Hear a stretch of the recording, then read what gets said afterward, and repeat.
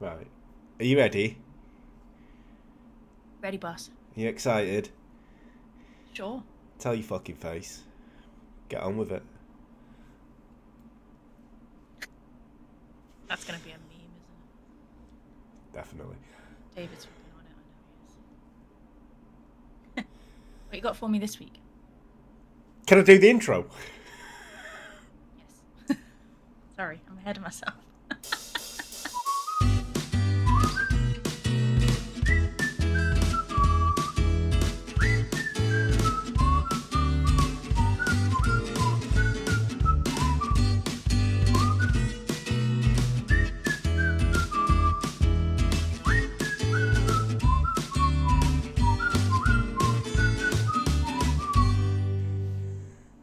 Hello and welcome all into the MO podcast. As always, you're here with me, Consummation, And me, Andrea.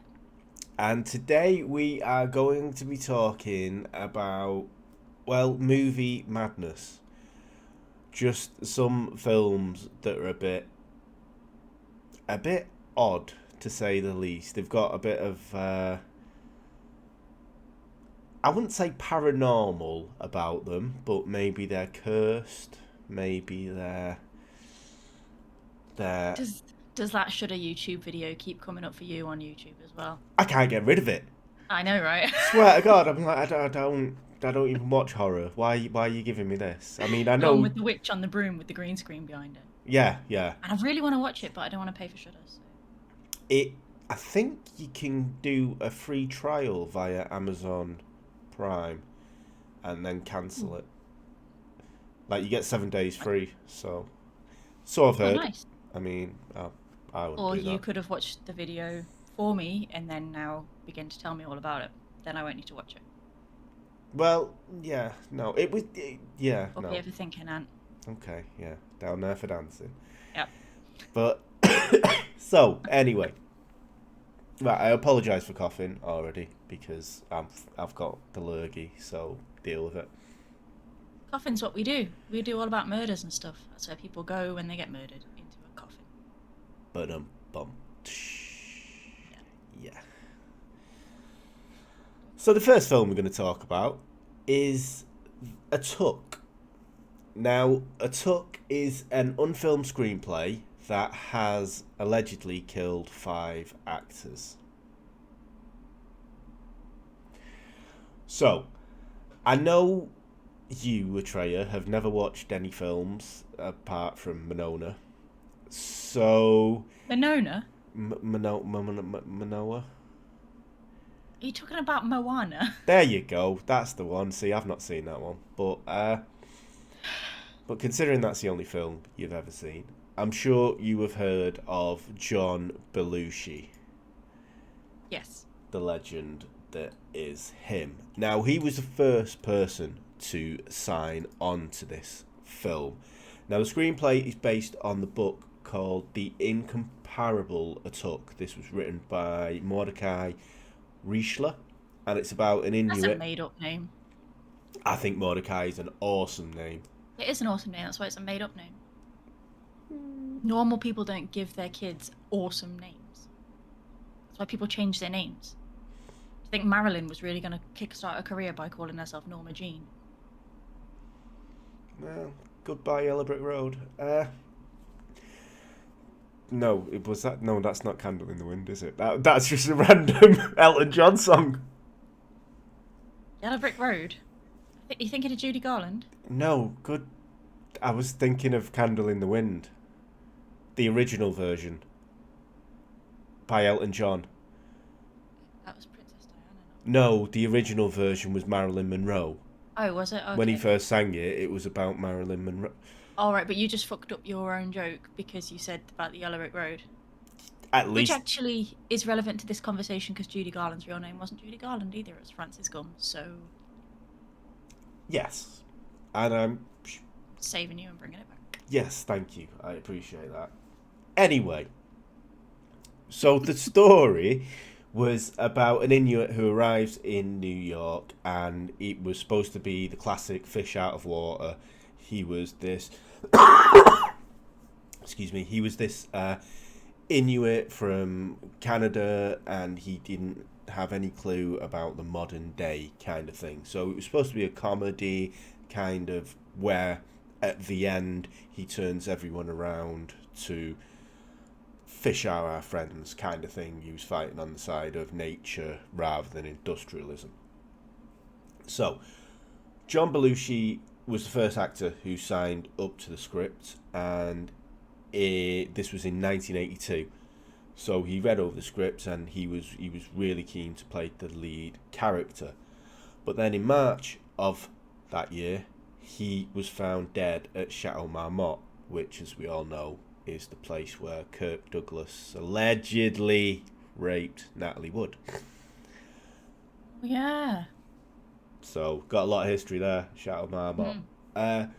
So John Belushi, he died of a massive overdose of heroin and cocaine, which is commonly known as a snowball, apparently. And later, Kathy Evelyn Smith was later sentenced over his death for providing the heroin. Now, she served 15 months for involuntary manslaughter after a plea bargain. It's not going to bring him back, but whatever. Can I just interject? Yeah. Is this going to be one of those ones where everyone who took part in the film died under mysterious circumstances? Because, dude, an overdose is not mysterious circumstances. It's deliberate. Or accidental, but you're having a good time. Either way. So... It's not the Isdal woman. So, there's it's mysterious in the way that these people apparently signed up to this script and then several years later died. I'm not saying that they go hand in hand. I'm just saying they signed onto the script and died. It's supposed to be a cursed script. That's all I'm going to say about it. Okay. The next actor to sign on to this was Sam Kinison in 1988. Now, after only 8 days of filming, Sam decided to do a rewrite. Now, this is something the studio didn't want him to do, and they got involved and put the project on hold. Now, some sources say that Kinison was fired. Other sources say that they were negotiating with Kinison to try and make rewrites that would suit him. And then production started again in 1992. It was in April of 1992 that Sam Kinison was involved in a head-on car collision with a pickup truck. Now, Kinison was alive when he was dragged from the car, and he didn't have any external injuries that anyone thought was bad. But he was seen or heard having a conversation with someone that wasn't there.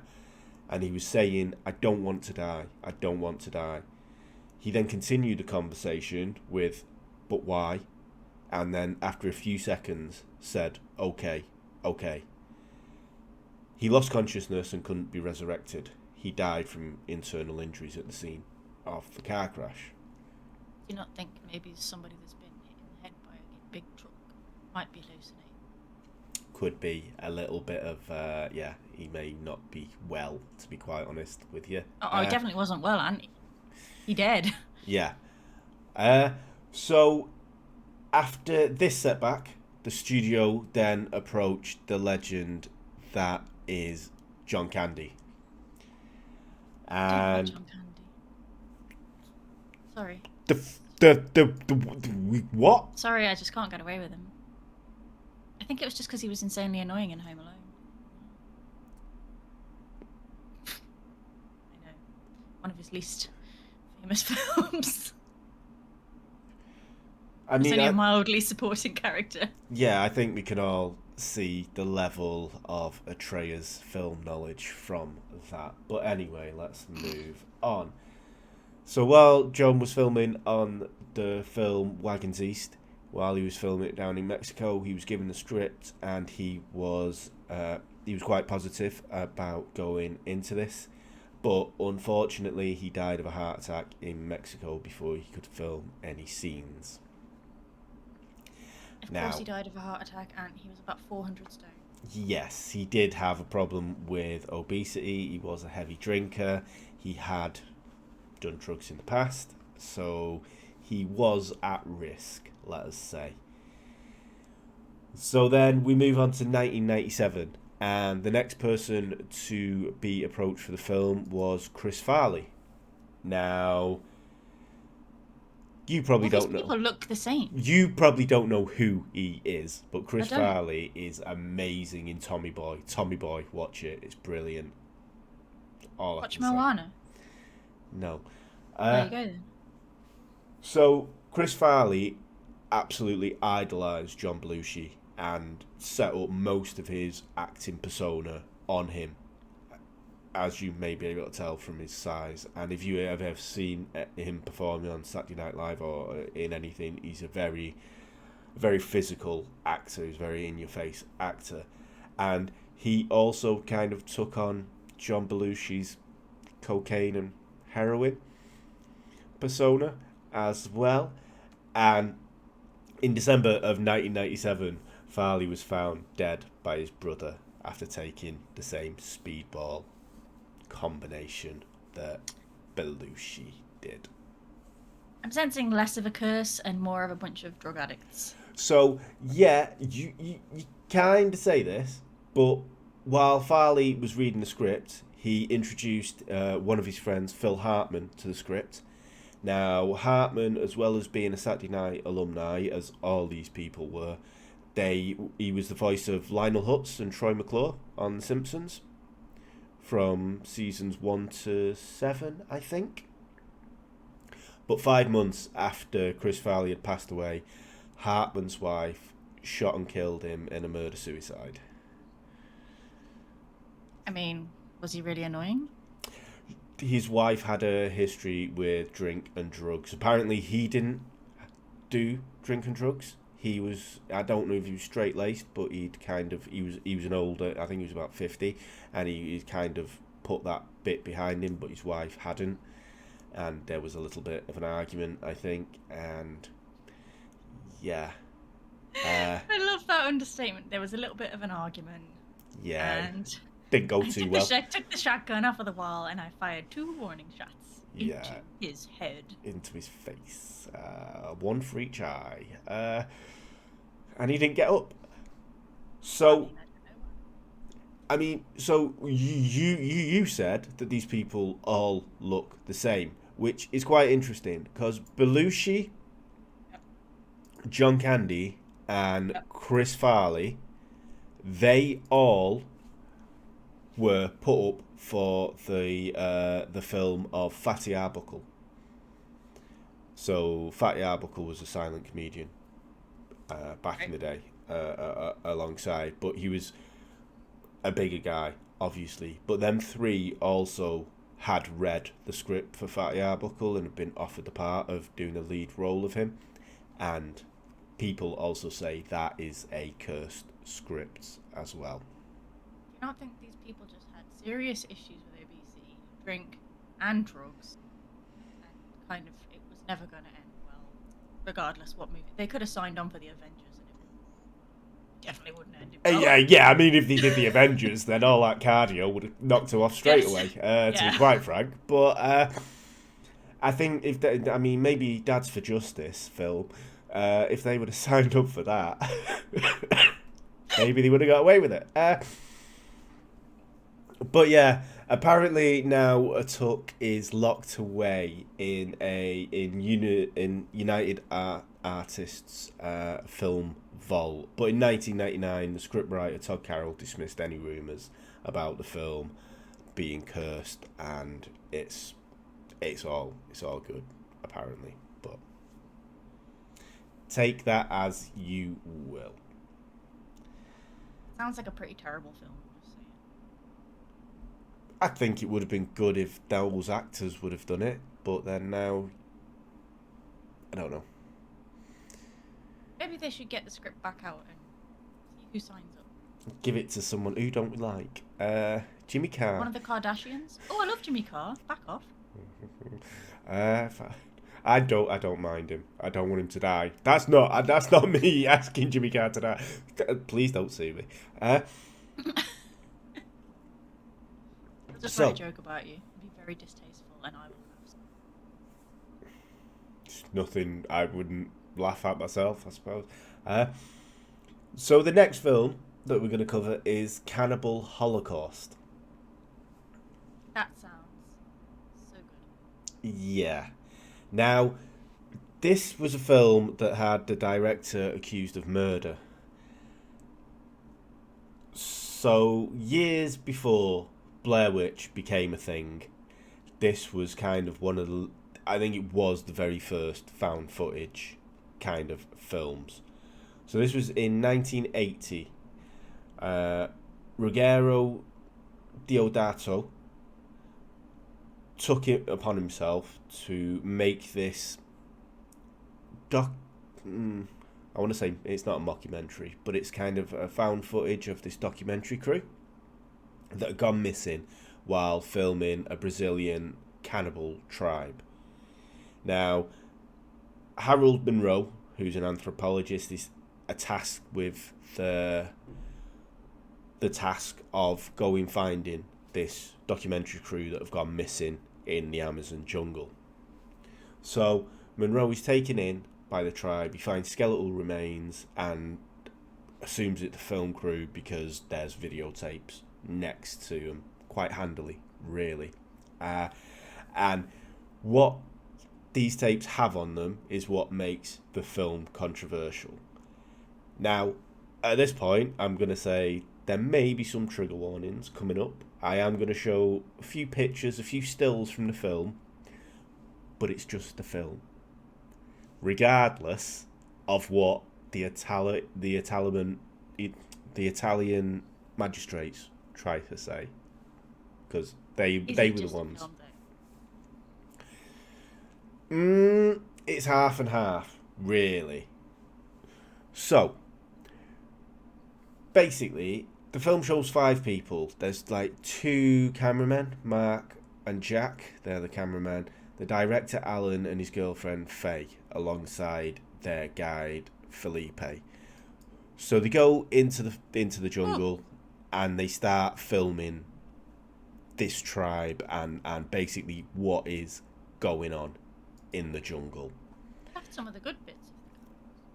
Sorry? They were cannibals. They left some of the good bits. Yeah. You say that now, but Bingo wings, isn't it? well, yeah.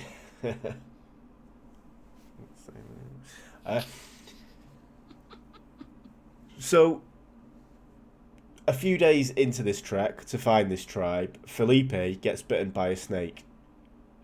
Now, the film crew, I don't really think they did their St. John's ambulance training because they panicked and they amputate Felipe's leg. Surely you just suck the poison out, or is that something I've been lied about? I don't know. Do you suck the poison out? I personally wouldn't be sucking the poison out of anybody. That's what I've heard.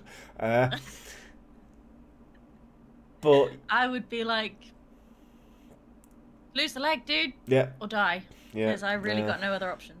Sucks to be you, Felipe. How often do you go running and hiking anyway?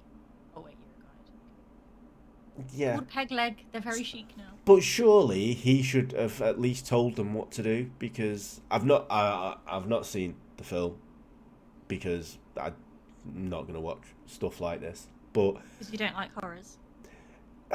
it's just I don't like gore really, and I've seen one scene and I'll talk about it, and it's rank. It's absolutely Sounds right rank. up my alley.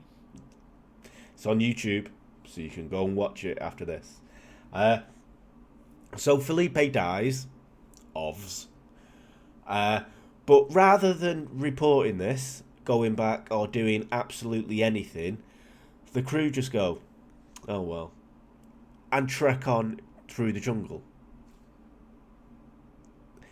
So, I mean, I guess they weren't friends. He was just somebody they hired, so... to get them to a point in the jungle. Now he's dead. They know the way they've came. They don't know the way they're going. So surely you go back and go, get another guide at least, and then go. We won't tell them about Felipe. We'll just pretend he ran off, or whatever, and then get another at least. But this is the 80s, so I don't know about filmmaking then. So anyway. So while the crew are trekking through the jungle, they come across several animals, kill them, make some food, whatnot.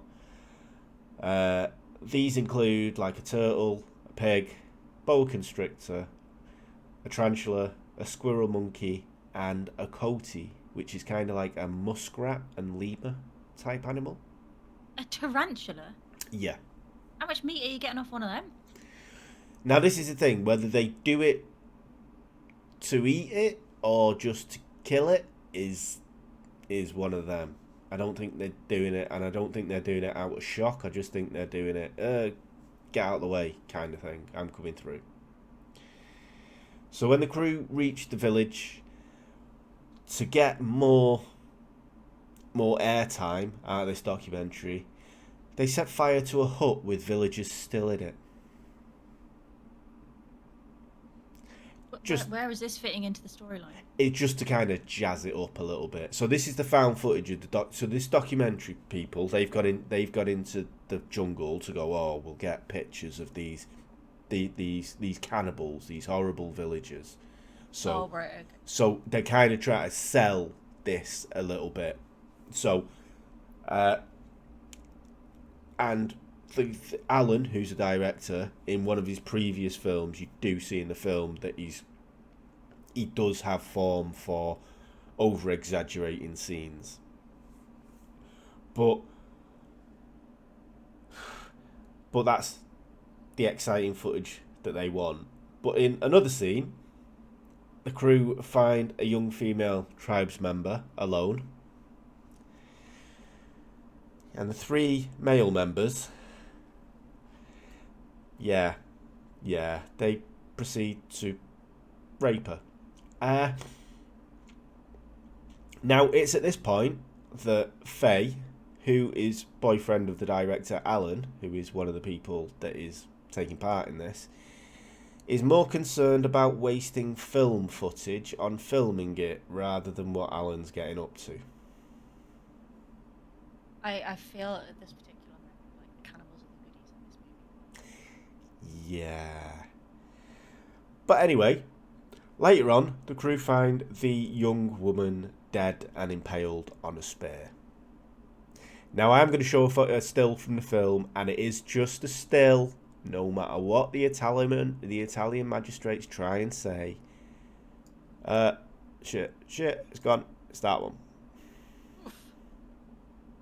So it's, yeah.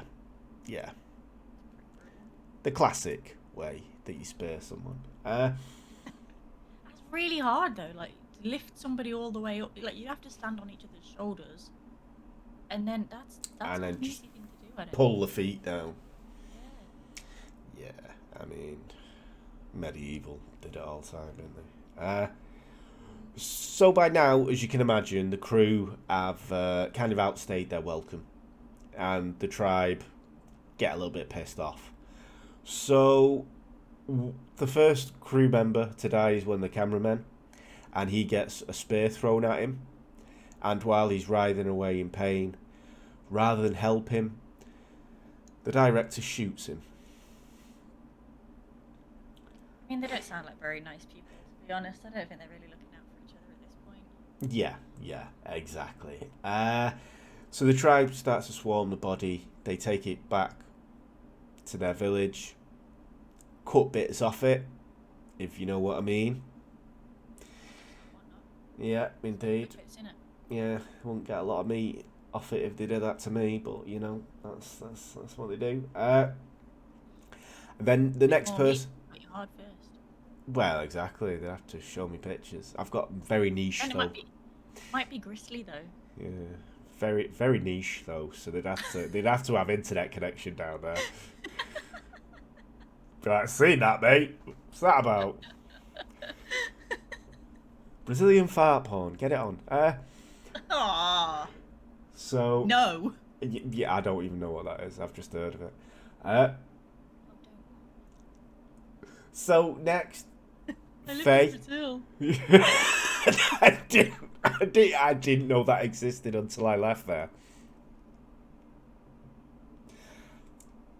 So, In which case, you proceeded to investigate yeah, after you left. in fact. can't wait to go back.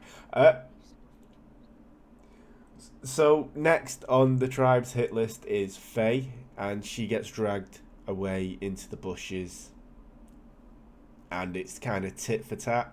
So the villagers do to her what they did to the tribeswoman earlier. Face it, in the 80s, that was their main plot hole, wasn't it? Like plot story, it was like we'll rape a bunch of women and kill all the cats and dogs. Mm. Now they're like, people don't like that. No. We might kill a bunch of people. Maybe it's even people that are just over 18. Maybe it's even teenagers. We might even consider killing children. Never cats and dogs. No, that's sacred now, isn't it? It is. So the last scene that we see from the lost footage is the camera falling to the ground, and the last two members you can kind of see being dragged away as they're attacked. So, now, if you've seen Hostel and all them kind of films, you may think this is a little bit tame. But the reason as to why this caused so much controversy, there's many reasons. But the first one is that the people that played these deceased actors of the documentary crew signed there was a clause in their contract that said they couldn't do any other media, which was adverts, films, interviews, for a year after this film was released. Yeah, then they can't use it for PR, can they? Everyone knows it was just an act. But therefore they can't talk to any media. So these 4 people that have been seen being killed are not allowed to go to the media and go, "We're alive, by the way." Yeah, because then that would ruin the sales of the movie. Exactly, this was the point. But the Italian magistrate, after 10 days that this was released, the Italian magistrate forced sales to stop, blocked this film completely, and the director, Rodrigo Dorato, had to get into contact with these actors. Now, it didn't help that these actors, they weren't, I'm not going to say A-list, but they were very, very unknown actors. So they weren't banging about doing loads of PR. They weren't no Chris Hemsworth or anything like that. Hemsworth. Whatever. They weren't even the third brother of them lot. Do you know what I mean? They were like unknown, so no one could get hold of them. And so it actually perpetuated the myth that they were actually dead and this was a snuff film. Also, the film couldn't actually run one of the disclaimers that you see that no animals were harmed during the filming of this, because all them animals I mentioned were killed in real life. Now, the turtle scene is on YouTube, and it is something I have watched, and it's rank. I'm not even going to say it, but the actor that plays Faye, Francesca Ciardo, looks physically ill when they're doing this. And as soon as the death happens, she basically goes green and turns away. And it is horrible. There were also... Go on. It is. It was... Apparently, one of the actors said that it was one of the most sadistic film sets they've ever been on. And another actor thought it was an actual snuff film that he was getting involved in. They didn't have a clue. And there were issues with the sex scenes being filmed as well, with Gabrielle York, who played Alan, the director, in the film. He alienated Chiadi after he declined to have sex with her in preparation for their filming of their sex scenes. Which is a weird one. She went to him and went, we should do it, really. Should we practice? Yeah, before we pretend do it. And he went, no. Fair enough. Whatever. But then... This sounds like a terrible movie. Yeah. I mean, I think it's 6.8 maybe on IMDb. I don't know. But later on, when Kiadi had an issue with not wanting to show her breasts in a scene, the director, Deodato, led her off set and berated her in Italian until she actually agreed to do what he said. So, Wow. Yeah, it wasn't great from the outset. The cast didn't really get on. Animals were killed, and people thought it was a straight up snuff film. I will say, right, in terms of them not being allowed to, like... do you remember when the Blair Witch came out? Right? And everyone at school, I remember because I was only 15 or something, and everyone at school was like, oh my god, have you seen the Blair Witch? I was. Yeah. I was like, yeah. And they were like, oh my god, what happened to those people? And I was like, but it's only a movie. And they were like, no, it's real. No, it is. They were like, yeah, it is. It's their footage. And I'm like, if it was their footage, how are they being interviewed on MTV? Yeah. That was like Paranormal Experience, like Paranormal Activity for me. Yeah. It's like... people did that with that. Okay. Yeah, because I didn't watch Blair Witch until probably about 10 years after it came out, and I probably watched Paranormal Activity before that, and it was kind of the same thing. Oh my god, it's so lifelike. It's like, that doesn't happen. I've never seen anyone dragged from a room. It's not. No. Yeah, it was. Yeah. My mum was actually enraged because she was watching it when it first came out. My dad had talked her into watching it, and she was like watching it, and this, you know, the scene, I think it was the first one, where it's got the her CCTV. Yeah. Bedroom. In the film where she's just like standing there staring at the wall for like 4 hours. Oh yeah. And my mum was like, turned around, she was saying to my stepdad, like, this is proof. How can the world not realise that this is proof of ghosts? I mean, would she really stand there for 4 hours? And my stepdad just kind of turned it up down and went, you know, it's a movie. And she was so angry that she'd gotten that far into the movie thinking it was a real thing that she turned it off midway and refused to watch anymore. Wow. She was wounded. Yeah. My mother said a prayer the day after I told her I'd watched The Exorcist. I feel like our mums should probably... Yeah. She wouldn't let me watch it for years. And then I found out she watched it at the cinema, bitch. All our parents watched The Exorcist at the cinema. People were like passing. My dad was like, oh, people were crying and people were passing out. I was like, people had a really low threshold back then, didn't they? I bet he was like, it was great. I was just smashing through the popcorn. It's going off everywhere. So that Cannibal Holocaust is a bit grim. So we'll end on an amusing incident, and we did allude to it last week, but it's the Titanic incident, not the White Star Liners. But so we all know that James Cameron went to the bottom of the Mariana Trench and solved world peace or whatever he did down there. He was actually... I didn't know it was a problem at the bottom of the Mariana Trench. Well, exactly, yeah. Apparently he was doing it for Avatar. Oh, was he? That's the reason he went down there. He wanted inspiration for Avatar. It's like, if you need to go that far down, then maybe your imagination isn't up to much, mate. I feel like that's a really expensive business trip. Yeah. He can afford it, didn't he? Terminator and all that. But During the Titanic, when he was filming it, he was high as fuck every day. He wasn't. That's a lie. Don't sue. That's a big lie. I admit that. That is a lie.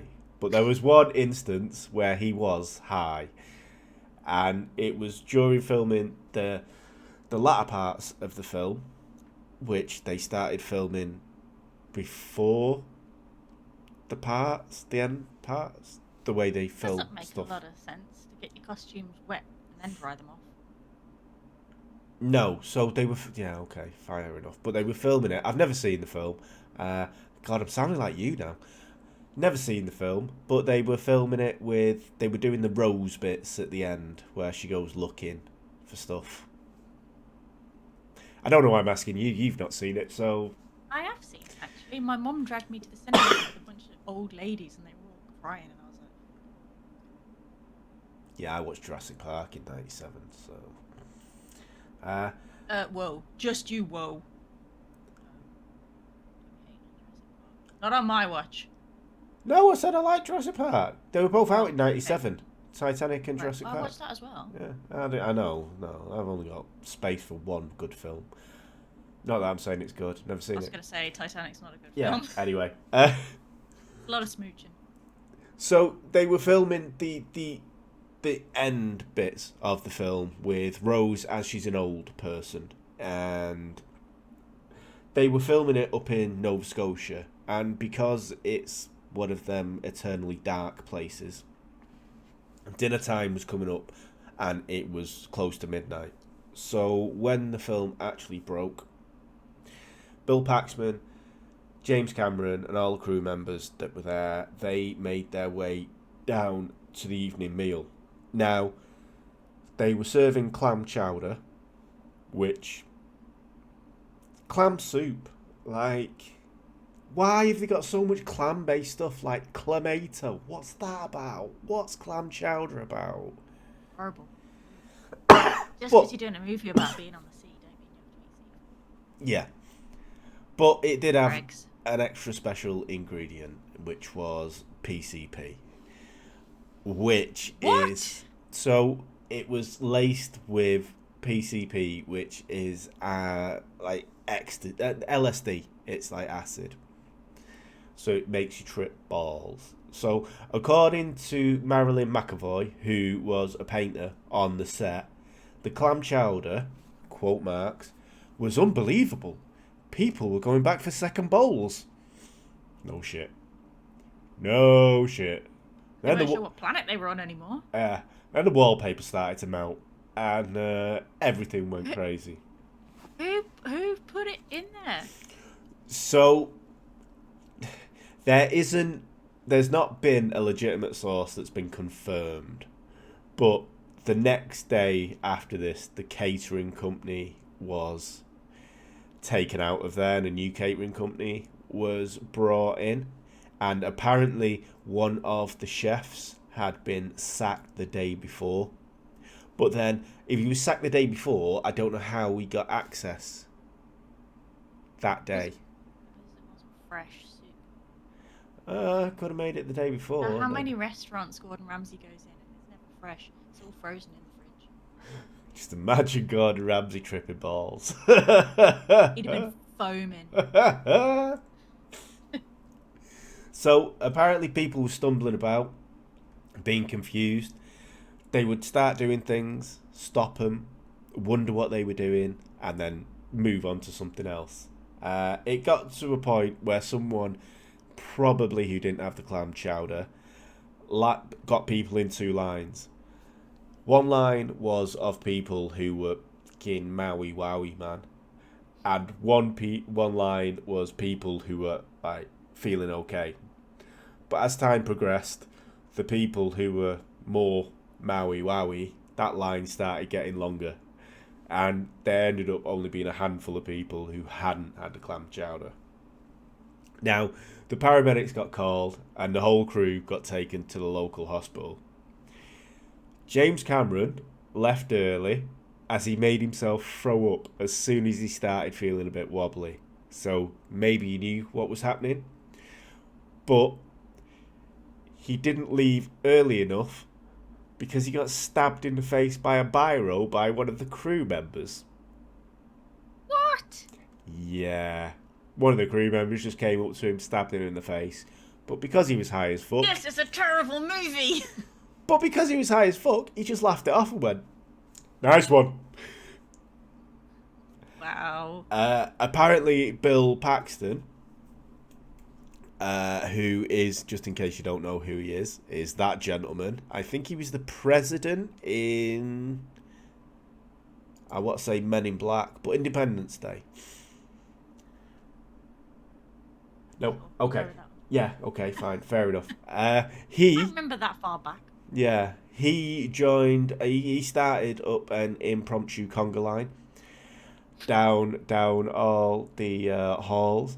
There were other crew members who decided to start having wheelchair races up and down the halls.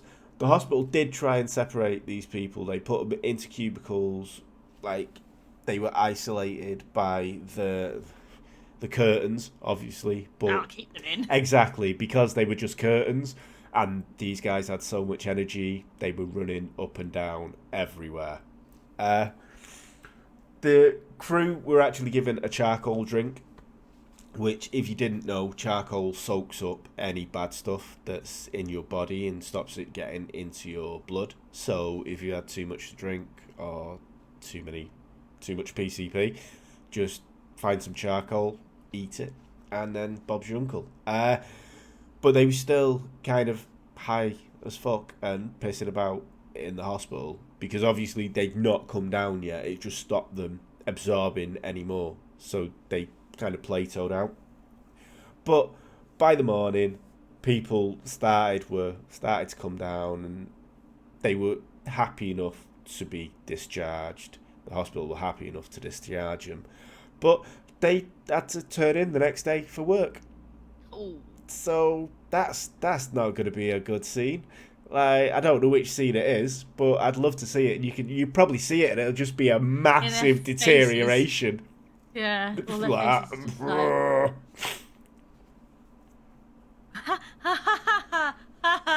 Jack, you crazy one. Yeah. So yeah, they were all. I've been mortified. Like, would you kind of, if you knew you'd been spiked, wouldn't you kind of be like, oh, what did I do this time? You know what I mean? Like, you've got to work with these people probably for the next, I don't know, year or something on a film set. Could be like,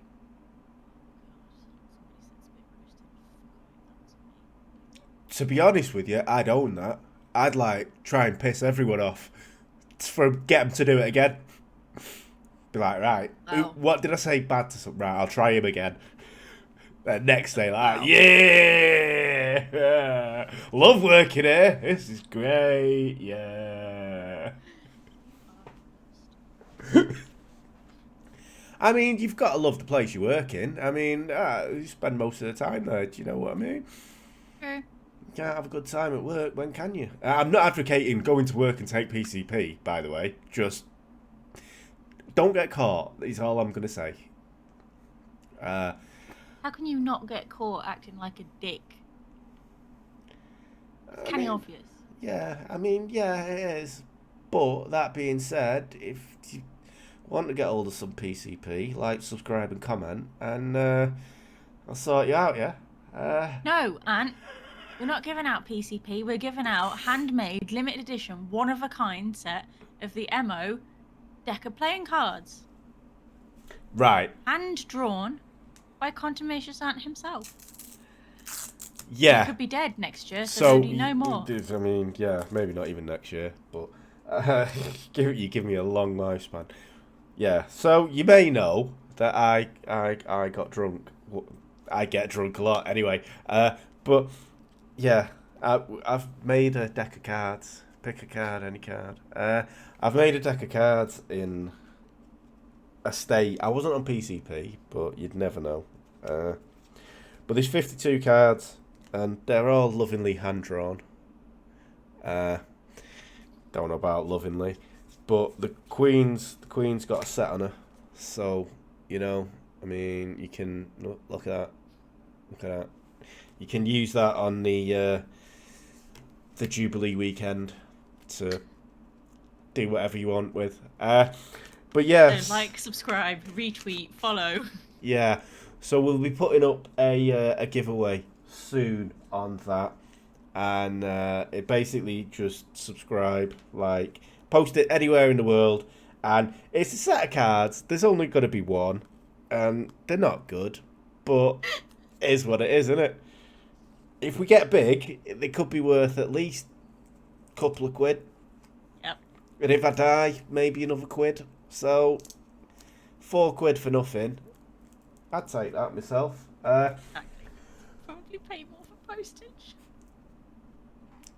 You didn't need to tell them that. I mean, I was thinking that in the back of my mind, but you didn't need to tell them that. You'll pay for postage. I say we. You'll pay for postage. Great, isn't it? Teamwork. There you go. Well, they're at your house, not mine. Because I'm the artist, apparently. It was your grand idea to sabotage all the business cards. I've still got... I shouldn't say I've still got. I've been giving them out. I've still got the other 950. Oh, God, you should see our garage. It's full. Can't get in there for flyers. Anyway. Yeah, on that bombshell.